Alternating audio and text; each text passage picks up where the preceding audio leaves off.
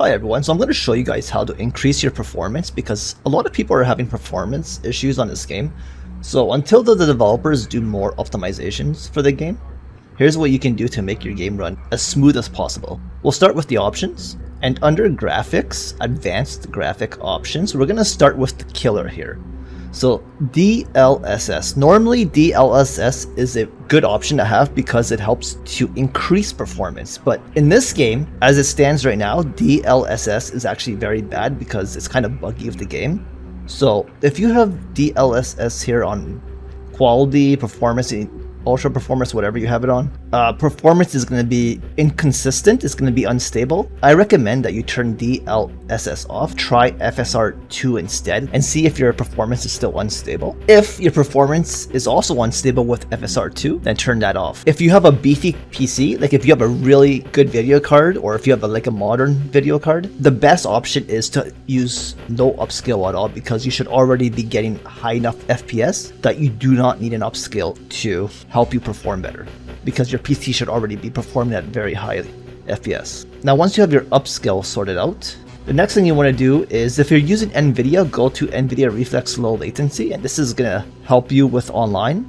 So you just want to enable that. I personally keep it enabled, but they have another option where it says enabled plus boost, which gives you a bigger boost to low latency. However, enabled works perfectly fine for me. Now, obviously with the graphic settings, you want to play around with this to find the perfect balance between what looks good and what can give you the highest FPS at the same time. So if you can find that right balance based on your own video card, for me, I like to have texture on epic, I like to have shadow on high, and post-process, I always turn that off because it's crap. It brings like blur and all kinds of crap that you don't need. Anti-aliasing is pretty good. I usually just keep it on high because I don't need too much of it. Since I'm using a 1440p monitor, you don't really need too much anti-aliasing. VFX quality, I'll just keep that in medium.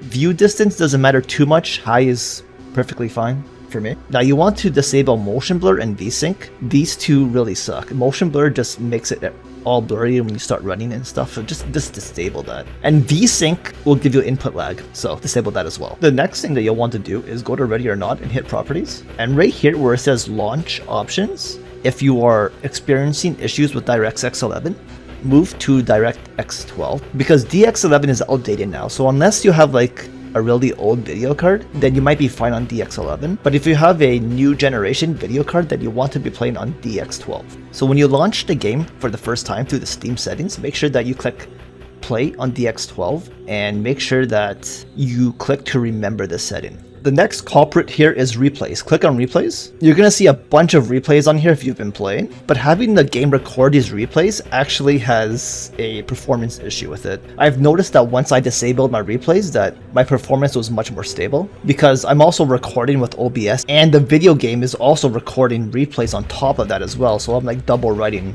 so it's not good for my PC. Until they come out with an option to do that manually, this is how you can disable replays, which may help to boost your performance to make it more stable. You want to click open replays folder and then click on saved, and you should see a bunch of folders here. So you want to right click on demos and go to properties.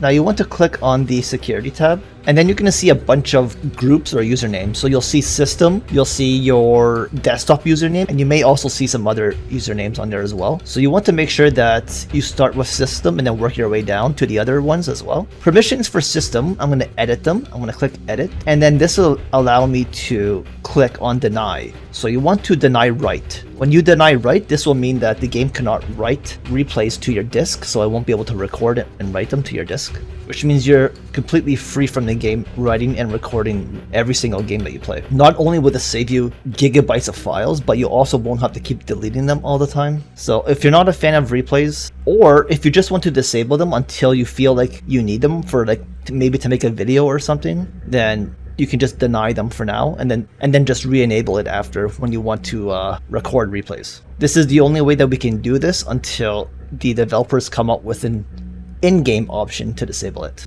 So doing all of this should greatly make your performance much more stable and give you a much better experience on Ready or Not.